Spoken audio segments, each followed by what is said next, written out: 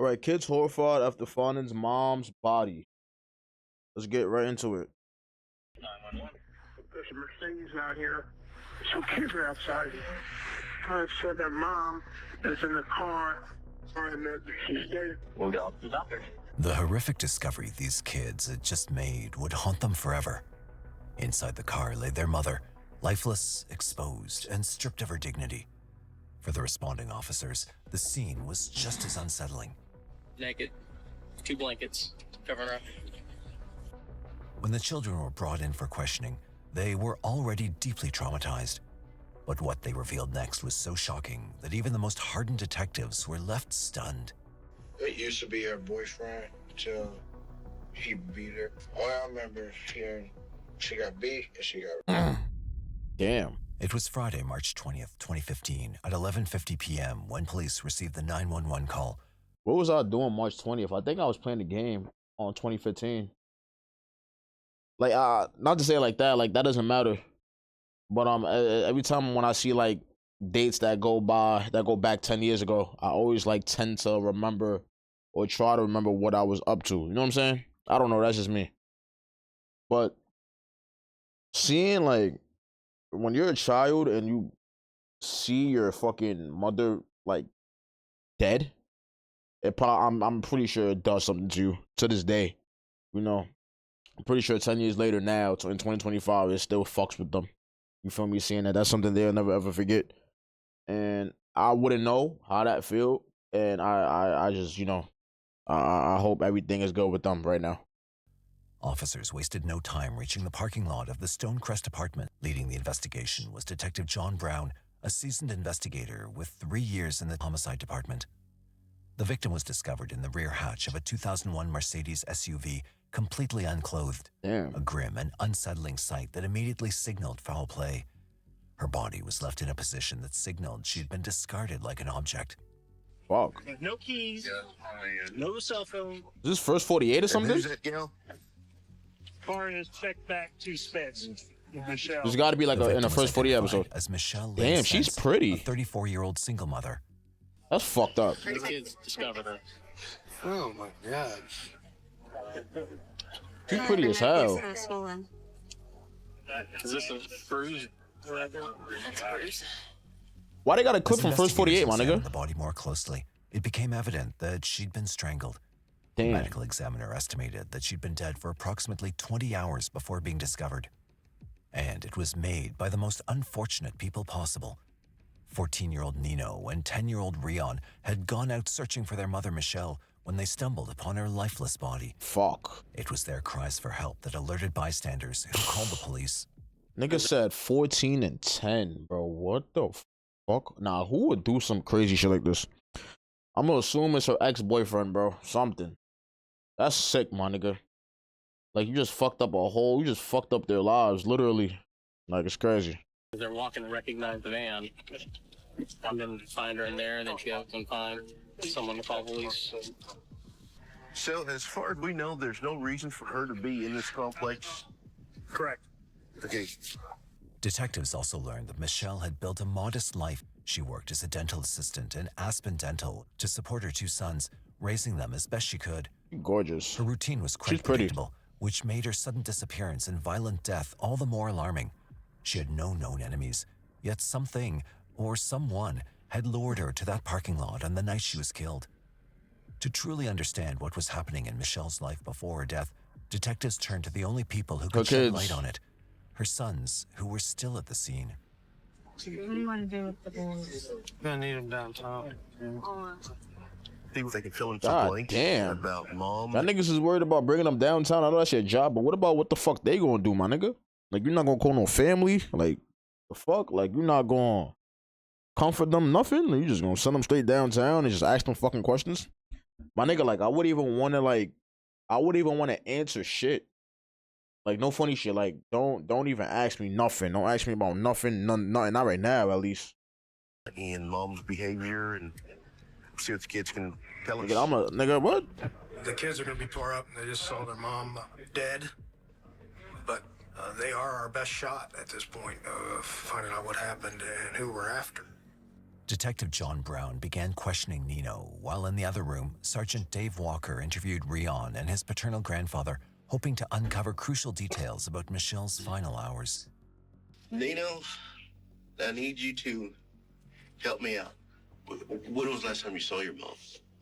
Thursday evening.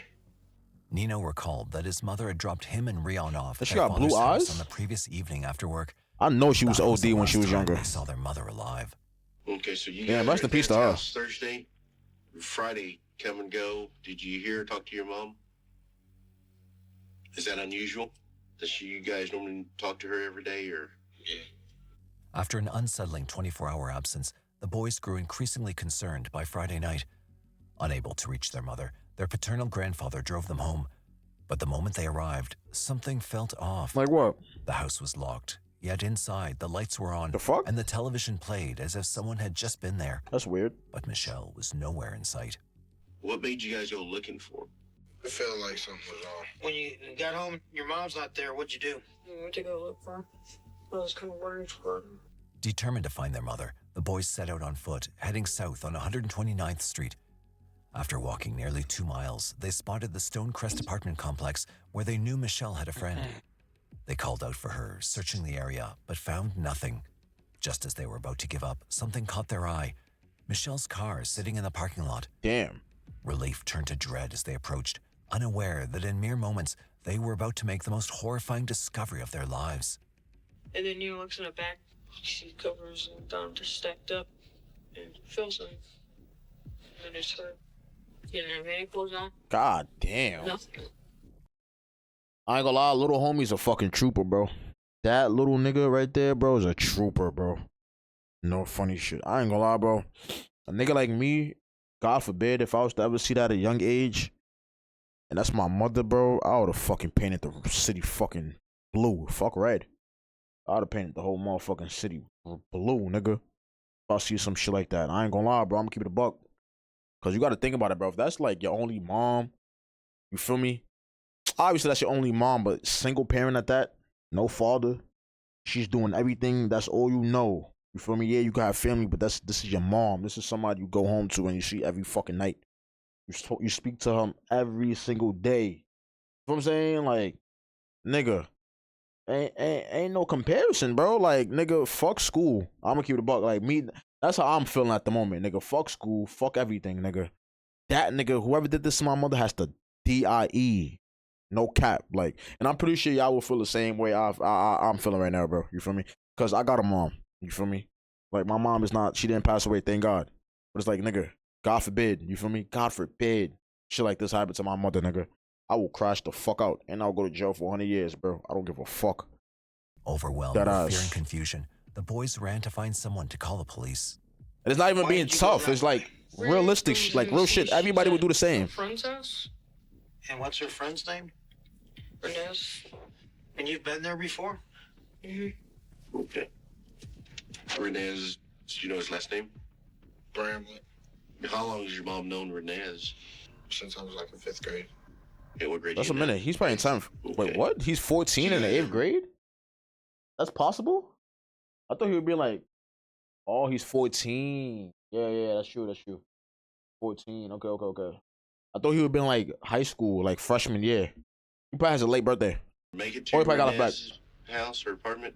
No, I called him, but he never picked up his phone. Renice Bramlett wasn't just any friend. She was someone Michelle had been close to for years.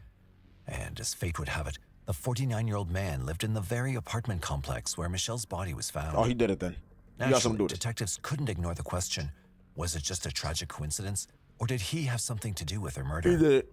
But it was what Nino revealed next that sent alarms He did ringing. that shit. Details that would cast a dark shadow over Renice and raise serious red flags. Tell me more about this Renez. Is this your mom's friend or boyfriend? It used to be her boyfriend till he beat her in the hospital When did he do that? 2 years ago. All I remember is hearing she got beat and she got, Damn, by him? Or the police called? I don't know. What shocked I think it would've- detectives the most was that, despite enduring brutal abuse, both physical and sexual, Michelle had still maintained contact with Renice. Why? Why? I'm not saying it's her fault, but like, why though? Like, what's the reason for that? You may not know this answer, but why would your mom continue to be friends with him? He said he wouldn't do it again. So she's vulnerable.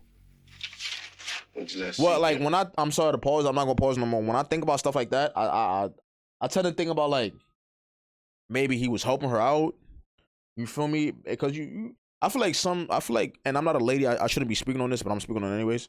I feel like certain ladies, like, they will allow certain things as long as they are getting help, and I could be wrong. You feel me? I could be completely wrong, my nigga. Like, real shit. And I feel like this happened with niggas too. I feel like if let's say like a nigga got a stepdad or whatever the case may be, yeah, stepdad could be beating him when he was younger and shit like that. You feel me? But and he's the one, and this stepdad is like the only person he could go to or the only place he could stay at, whatever the case may be, right? But his stepdad's giving him whatever the fuck he want. He'll probably allow it for the time being. You know what I'm saying? Because that's the only person that you feel me? Like, it's probably a bad comparison. I'm probably saying a bad comparison, but you get my drift. You catch my drift. So I would assume like it might be due to like, you know, she might need help. You never know, bro. And that was probably the only nigga that was really helping her. You feel me? Not saying that she couldn't find any other nigga, but I'm saying like, you know, like she probably allowed it and, you know, probably was willing to forgive him. You feel what I'm saying? Like, he's probably not right in the head, you feel me? And he was probably up. My opinion, that's my opinion though. But it's not right. But I'm just saying, like, you know, some people tolerate that to a certain extent. Monday. At our house. Nino revealed that Renice had visited their home earlier that day, spending a few hours with his mother. However, nothing seemed out of the ordinary. Did your mom have any other male friends or? My thing She is, had a couple of them. she had a couple. She had one friend named Michael. Yeah. I don't know his last name though. Is there any reason for her car to be in that particular apartment complex? Maybe to Does see she him. know anybody in there? Anything else? Oh wow. Then you know that would help me find out what happened to your mom. Detective Brown was digging deeper into the details when, in the middle of the interview, Nino's phone rang. Who was it? It was Michelle's sister, Stephanie, who also had her own suspicions about Renice. Okay. Hello? What's up, Stu? He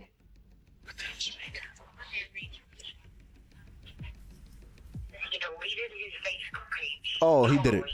Oh, he had something to do with it. Either he deleted it or he did. Either he deleted it, he disabled it, right? No, deleted it, deactivated it, or he blocked everybody from that motherfucker. I'm assuming no, he definitely deactivated it for sure. The fact. I'm telling you, bro, because when niggas do crimes and shit, niggas tend to do that. Like, let's say, like, in New York, right? It's a lot of people who used to rob niggas, like, around 2013, 2014, right? And they'll rob somebody and they'll deactivate their Facebook. I used to be around a lot of niggas who used to do that. They used to, like, set people up and shit like that. And then they'll rob them, right? And the person that they rob, they either block them or, like, deactivate their Facebook for a little bit, just in case, like, the other person's rattled them or some shit like that. You feel what I'm saying? So, yeah, she's definitely, he has something to do with it, for sure. His Facebook page is gone. After letting Nino speak for a bit, Detective Brown requested to speak with her directly. Hey, Stephanie. Yes. Hey, my name's John Brown. I'm with the Tulsa Police Department. How are you? This is definitely first 48 episode. I was messaging Renez back and forth on Facebook earlier, and he just deleted his Facebook page. Is there a way I can talk to you tonight? Yes, for sure, anytime. Okay, thank you. Bye. As Stephanie agreed to come into the I police ain't gonna station, lie. detectives I'm wrapped sorry, not the pause. I ain't gonna lie, bro, because this case is getting me mad. I'm so sorry for pausing it. Bro, I'm gonna keep it a buck, and I'm yapping. After this, I'm not gonna pause it no more. I ain't gonna lie, bro. I don't know how they allow that nigga to still come into their crib after what he did to her, to their mom, bro. No cap. Like, I don't know how they allow some shit like that. You feel me? Like, I don't know. I know certain people is different, but it's like, come on, my nigga. Like, if the nigga's beating up my mother and shit, ain't no fucking way, nigga. It's gonna be like another scene in that Grenada Gang. You ever saw the Grenada Gang episode? Where the nigga with the braids, the nigga went to go see his mom because he lived with his mom. He had a little brother, but his mom had like a boyfriend that was beating the shit out of her. You feel me? And he ended up shooting that nigga and went to juvie. That would have been me. I ain't gonna lie, bro. Y'all would have respected it, bro. Nigga, what? My mother got assaulted and fuck out of here, nigga. I don't know how y'all allowed that nigga in the crib, bro. Real shit. I'm gonna be real. That nigga would have been. Something would have been happened to him, bro. GTA. No cap, nigga. And it's not even. I'm not even being tough. Like it's not even on some gangster shit. This is about like family comes first, right? So anybody will do absolutely anything for their family. You feel me? If you know what I'm saying, like not saying that they wouldn't do it, but I'm saying like there's certain people in this world who really go above and beyond for their mother, for their dad, bro. Real shit, baby sister, whatever, bro. You feel me? Up the interview with the boys and allowed them to leave. The weight of the night's revelations hung heavy, but their investigation was far from over. Now they were eager to hear what Stephanie had to say. Ken called me. That is Nino's father. Okay. The cops had went to Ken's house and told Ken that they had found Michelle dead in her car. And that's all he told me. I said, I'm gonna get a hold of Renez. Because Renez is always around Michelle. Okay, that makes There's sense. something to be known about Michelle, he's gonna know it. Ah, So I messaged him. I said, hey, this was at 12:24. I said, have you seen Michelle? He said, no, I seen her Monday. We don't talk much nowadays. He said, she's got different guys she's seen nowadays. I said, she's dead. The cops found her dead in her car. And he said, oh my God. He said, my phone's about to die. I'm so up over this. what? And then he deleted his Facebook. Nigga try to cat. Stephanie was convinced Renice knew more than he was letting on. She firmly believed he was responsible for Michelle's murder. And according to But why her, y'all let the she had nigga solid around, reasons though? to back up her What the fuck? suspicions. As soon as I found out that she was in the back of her car naked and dead, I knew automatically right there it was Renez. But why? He's done this to her in the past. And why y'all let this nigga? He her in the back of that parking lot The over there fuck? near Riverside. Stephanie provided far Hey, y'all more niggas details let than him Nino about around? Michelle's 2013 assault, and the revelations were deeply alarming. They ended up getting into an argument. She said he threw her in the back of the car and he tied her up with the scarf that she had around her neck. She said, I was seeing black. She said, every time I'd sit up, he would hit me again. She said, I literally thought I was going to die that night. It was bad. Somehow, Michelle had managed to escape from Renice, clinging to her life. Desperate and shaking, she called Stephanie, who immediately rushed to her side and Why you took her call to the the hospital. cops? And I took her to the hospital that morning. She couldn't walk. Damn. The police came and did a report. She ain't snitched though. And I don't know exactly what happened because they had made me leave the room. She ain't snitch on him. Despite fearing for her life, Michelle had, for reasons unknown, chosen not Yeah, to exactly. press She ain't charges snitch on him. against Renice. It has to be It was something. understandable if Michelle cared enough not to put Renice behind bars, but Detective Brown still had one Why I pressing still allow him question. around? If Renice had been so violent with Michelle, why did she continue to Exactly. stay in touch with him? And why y'all let that nigga According to rock? Stephanie, the answer was simple. He knew exactly how to manipulate I her, knew show it. I knew it. I knew it, bro. The nigga was helping her some type of way. I just said it. I said it earlier, bro. The nigga was helping her some type of way, bro. The nigga was probably a get money type of nigga. You feel me? Yeah, probably, yeah. Bring her gifts, give her money. You feel me? Real shit. Help with the boys, help with the bills. You feel what I'm saying? Real shit, though. Like, Showering her some with people tolerate gifts and that. attention just enough to keep her coming back. So why does she get back with him if Because this happened? she likes the gifts and the money. He's always given her presents. He used to have flowers delivered to her every week at work. wow. He keeps giving and giving and giving to her. Stephanie also revealed that Renice had harassed Michelle multiple times in the past whenever he didn't get his way, refusing to take no for an answer. And he gets to that point where he's not feeling like he's getting anything out of Michelle, and then he goes back for revenge. He's flattened her tires multiple times, put sugar in her gas tank. It's all about he's wanting sex and Michelle doesn't want to give him sex. Oh, for fucking. We've told her in the past, he's gonna hurt you. I should have You need to stop. That shoulda hurt We've that all nigga. told her this. first. So in your mind, there's only one person Why she not responsible crying? for what happened to your sister. I'd have been tweaking out. Now, Michelle was dead, and the circumstances mirrored her previous attack in a chilling way. But to crack the case, the investigators needed more than just suspicion. Yeah. So they began combing through old police records. And we're going to go back to 2013 when our victim made a police report. Nah, she is alleging gorgeous, that though. she was assaulted by Mr. Bramlett. According to her sister, she had a scarf on, and the suspect used a scarf to choke her. I see nothing in here that alleges her. Looking at the police There's no reports, kid? I believe the victim did not want to prosecute at the time. She decided to let everything just drop. Looking into more records, they also found that Renice had a history of domestic violence. He'd served nearly 4 years in prison for assault and battery before his release in Get 2007. the fuck out of here. He probably. The pattern of abuse She was probably didn't know that. undeniable. Now, the detectives needed to know where Michelle had been before she was killed. Check the surveillance Finding cameras. out could be the key to unraveling the entire case. So they decided to go to Renice's apartment to see if he would confess anything. However, they were in for a surprise. That nigga out there. Renice Bramlett! Go to play! Come to the front door! It'd be nice if you find some drag marks in the dirt with some blood. That nigga's not there. No, there's nothing. After knocking on the door and calling for him for a few minutes, detectives didn't get any response. That nigga not there. Realizing that Renice wasn't home. While Renice remained the prime suspect, detectives knew they couldn't afford to overlook any possibilities. His past history does raise suspicion, but that doesn't mean that he's the killer. It doesn't, though. Everything's There's no proof. pointing his But everybody's direction, saying he did it. But I don't want to get tunnel vision and Just focus on that nigga. him, not look at anybody That's else. a fact.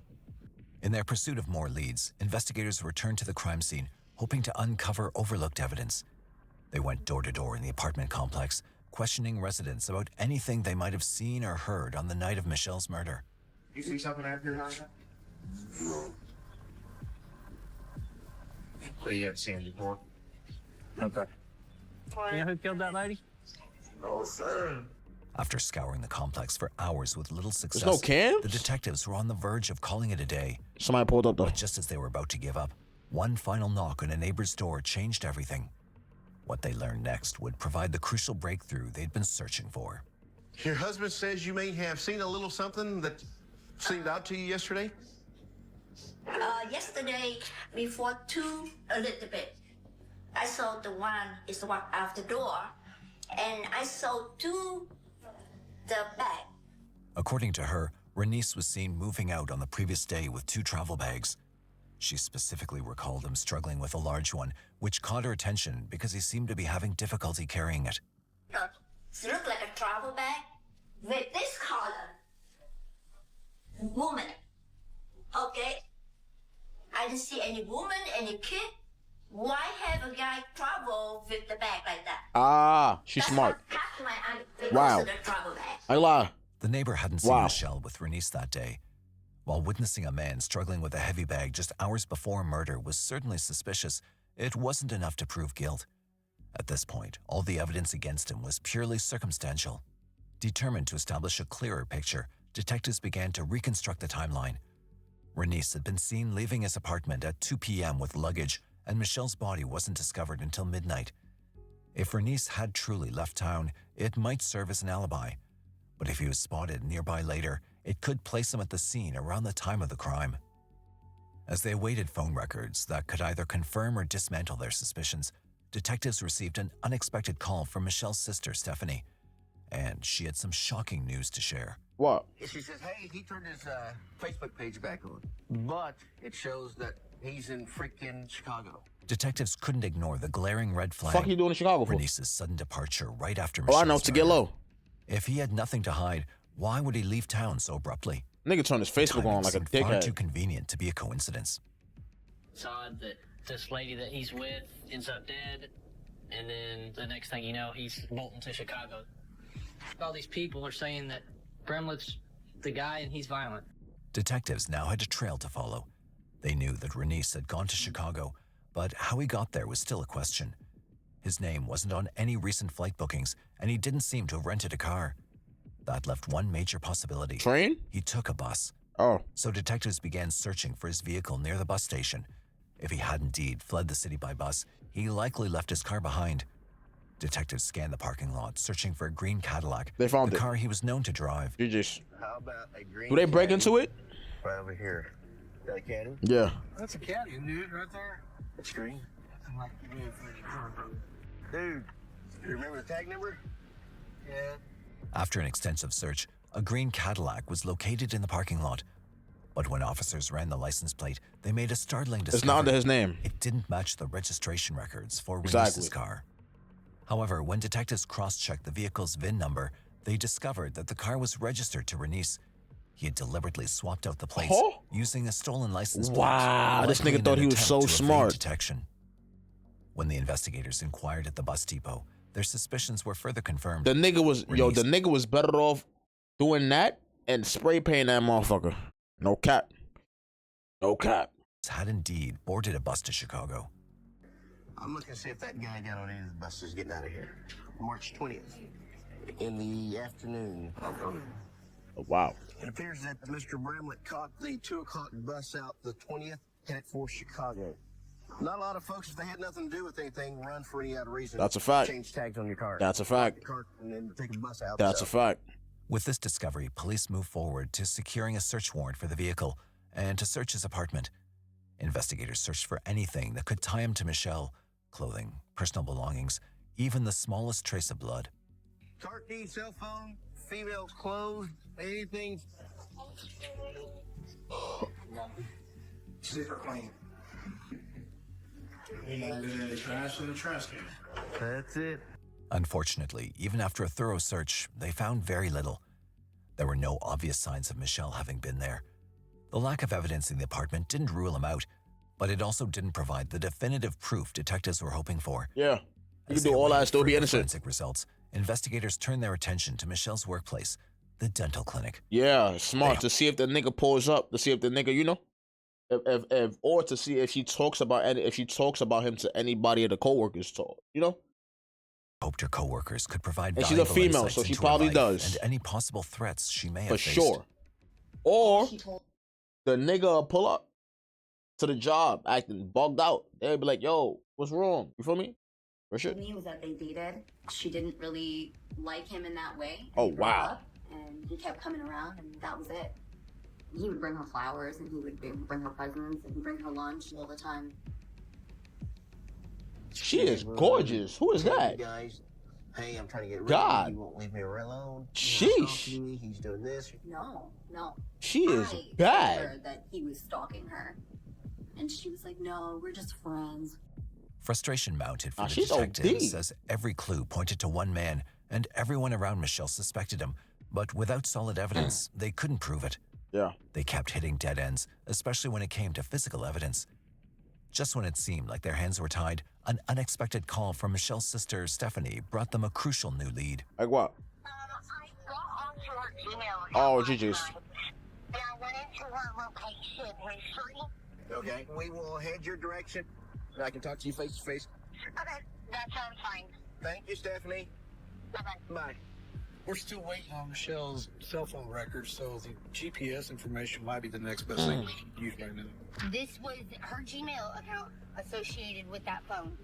Wow, Stephanie should be a detective after this. The last recorded location of kizzy. Michelle's phone was a bus station at 1:47 p.m., about 10 hours before her body was discovered. This meant that at some point before her death, her phone had traveled there. Detectives immediately went to the bus station to investigate further. If Michelle's phone had been there, it's possible that Renice had taken it with him. Everything was lining up. Michelle was last tracked to the same bus station where Renice's car was found. He'd changed his license plates, left his vehicle behind, and taken a bus out of town. These weren't the actions of an innocent man. But there was still one problem. Everything that we have so far is circumstantial. It's good stuff, but it's still circumstantial. If he's not guilty, he's sure done everything to make his own look good. True. I was. That nigga's guilty though. Like it's obvious. Despite none of these leads placing him at the murder scene, detectives knew they were closing in, and one last piece of evidence would seal Renice's fate. But you gotta go to Chicago. Well, I'm gonna start typing on a warrant for his record. Oh, GG's. If we can get his phone tracking in the same places where she's at, that would be awesome. When the investigators finally accessed Michelle's phone records, it showed that Michelle had followed her normal routine on the day she was killed. We tracked her from her work. Okay. She goes to Walmart. Okay. Goes up north. Okay. Drops off her kids. Okay. then directly goes home. According to GPS, at around 9:40 p.m., Michelle arrived home.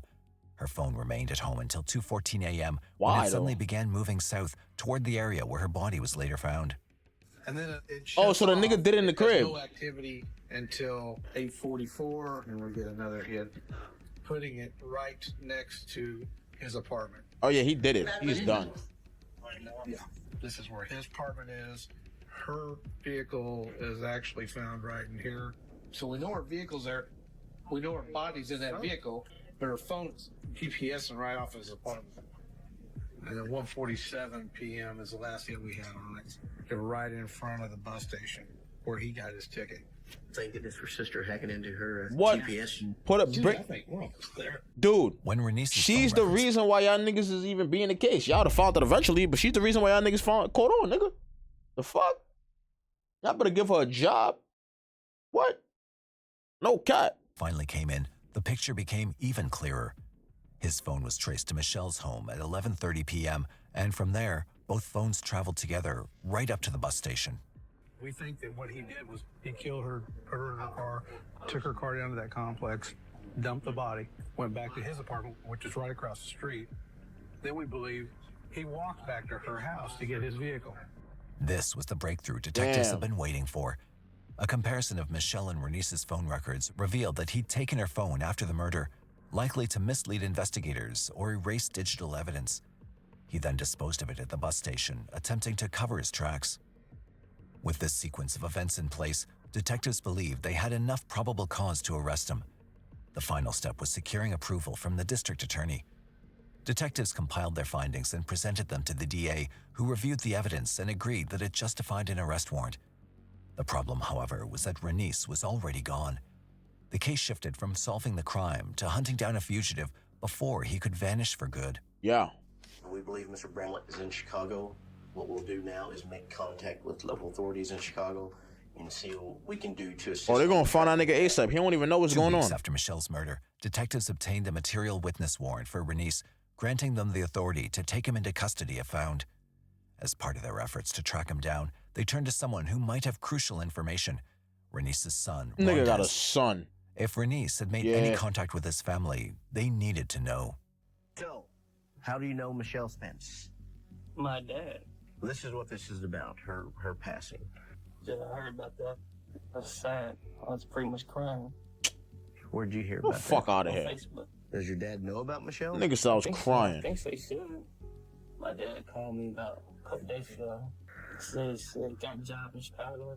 He said he want to give me his Cadillac. But do you not just find that whole thing odd? I thought about it. I hope he didn't do it. If he did, that would kill me. Noting Rondez's hesitation about whether his father was truly guilty, detectives offered him a chance to uncover the truth himself. They suggested he call Renice to have a conversation, one that they would record. But would he do This that way, though? both Would he do that to sides his could get dad? closer to the answers they were looking for. Rondez, though visibly hesitant, agreed. Oh wow. You're just gonna put this in your ear Okay. and then just stick that up to the phone. Hey, Dad, this is me, Rondez. Can you please give me a call back? I'll talk to you about something. Nigga said, "Hey dad, it's me, Rondez." You said it mad obvious, gang. Illinois or The I fuck? really don't know. He just told me he's gone. Nigga said, "Hey dad, it's me, Rondez. Can you give me a call, please? I need to talk to you about something." Nigga, who's not gonna know that's obvious, bro? I'm like, "Yo, dad, give me a call back. I need to speak to you." That's it. Though their plan fell through when Renice didn't answer the call, investigators took this as another sign that he was deliberately avoiding contact, further strengthening the belief that he was guilty. It's a jacked up deal. Mr. Bramlett shouldn't dump that on his kid. And don't leave your kids behind to sit there and answer questions for your behavior. 3 months passed with no sign of Renice. Damn. Until detectives finally received the news they'd been Nigga waiting been for. below for 3 The months. Chicago Police Department informed them that he'd been taken into custody. tomorrow morning, myself and detective will be traveling to Chicago to conduct an interview. It's been a long few months.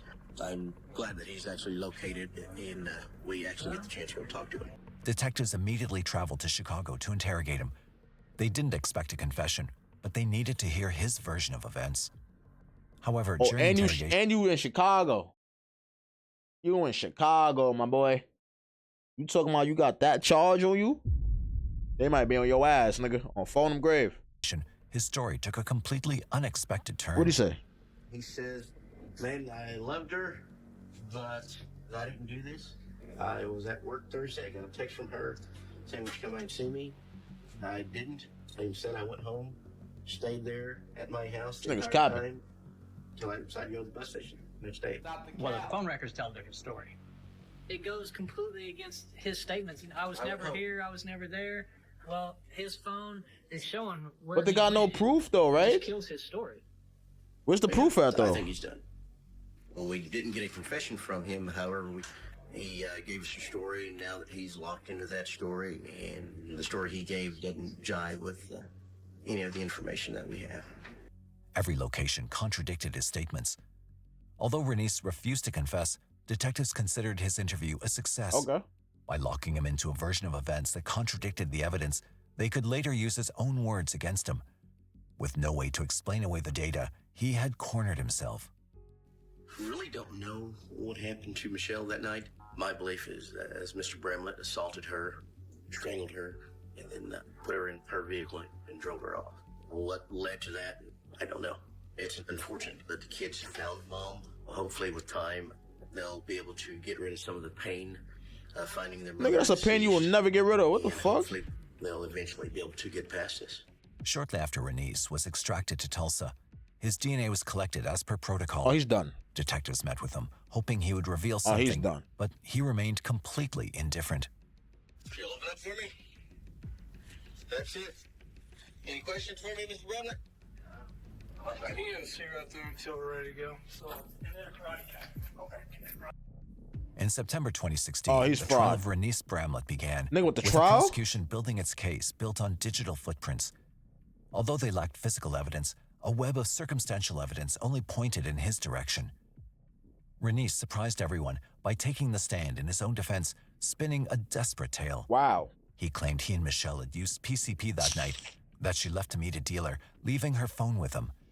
He insisted Nigga's he woke capping. up to find her car Nigga said abandoned and PCP. panicked, fleeing to Chicago. He claimed that he was afraid that the police would hang the murder on him. The jury saw through the lies. Yeah, this nigga's talking some bullshit. Renice made no effort to reach Michelle, no attempt to explain her absence. Every move he made after that night pointed to guilt, erasing his tracks, disappearing into another city, running from the inevitable. After just 4 hours of deliberation, they returned a guilty verdict for first-degree murder. Oh, GG's. He was sentenced to life without parole. Oh, he's fraud. As the judge sealed his fate, Michelle's family found some relief, knowing that the man who had taken her life would never walk free again. Renice had run from justice, but the evidence had already spoken against him. Michelle's mother has taken on the responsibility of raising her two sons. Though it hasn't been easy, she finds comfort in the belief that a part of Michelle lives on through them. The moment she died was only one moment of her life.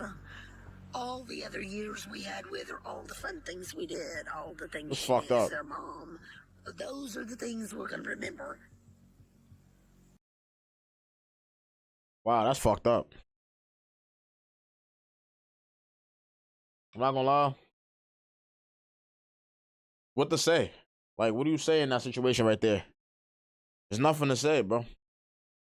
All I can say is that this a nigga that was really fucking, that was a drug addict. Obviously, he couldn't get no bitches. You feel me? And this is a female who was a single parent. You know what I'm saying? And made a mistake. Rest in peace to her. She obviously made a mistake by allowing him back into her life. And the people around her also made a mistake by keeping that nigga around her. You feel me? Because, hey, like I said, once the first thing happened, once you do something the first time, you're done. Like, you feel me? Like, you can't beat my mom up and then, you know what I'm saying? Dude, and then, assault her and think you're gonna be around her. Are you fucking stupid? I don't give a fuck how young I am, bro. I will be a grown man quick. You feel me? And I would do what a grown man is supposed to do, bro, when it comes to my family. Respectfully. But everybody's different. You know what I'm saying? And people say that now until it actually has to happen. You feel me? So I wish the two boys the best. I know they older now, you feel me? So now they probably, that's something you can't take away from. Like, you can never get rid of that though. Like, that's a pain that you could never ever get rid of, honestly. So I hope they're doing good. And that was a W video.